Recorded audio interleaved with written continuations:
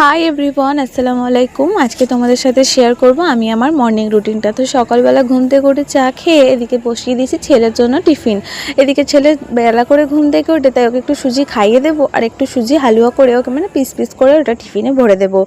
এদিকে সুজিটা কাজু কিশমিশ ভালো করে চিনি নুন দিয়ে ভালো করে বানিয়ে দিয়েছি। আর তোমাদের বাচ্চারা সুজি কেমনভাবে খায় আমাকে কিন্তু অবশ্যই কমেন্ট করে জানিও। ও কিন্তু দুধ ছাড়াই সুজিটা করে দিই ওকে। তারপরে সুজিটা নামিয়ে দিয়ে এদিকে ভাতের জন্য জলটাও বসিয়ে দিয়েছিলাম, গরম হয়ে যাওয়ায় চালটাও ধুয়ে কিন্তু ভাতটা বসিয়ে দিচ্ছি। আর আমাকে কিন্তু সকাল সকালে একটু রান্না করতে হয়, কারণ ছেলেও খেয়ে স্কুলে যায় একটুখানি, কিন্তু আজকে আর খেয়ে যাবে না কারণ অনেকটা বেলাই হয়ে গেছে, প্রায় 9টা বাজছেও এখন ঘুম থেকে উঠেছে। আর ওদিকে বোন আর আমি শাকগুলো কিন্তু বেছে নিয়েছি। এটা হচ্ছে কলমি শাকটাও ভাজা বসিয়ে দিয়েছি। তার সাথে আজকে পটল আর আলুটাকে কেটে রেখেছি, সেটাকেও ভাজা বসিয়ে দিয়ে আমি চলে যাব ছেলেকে স্কুলে রেডি করতে। তারপর ওকে রেখে এসে তারপরে মাছের ঝোলটা রান্না করব। নেক্সট ভিডিওতে তোমাদের সাথে শেয়ার করব। দেখা হচ্ছে নেক্সট ভিডিওতে।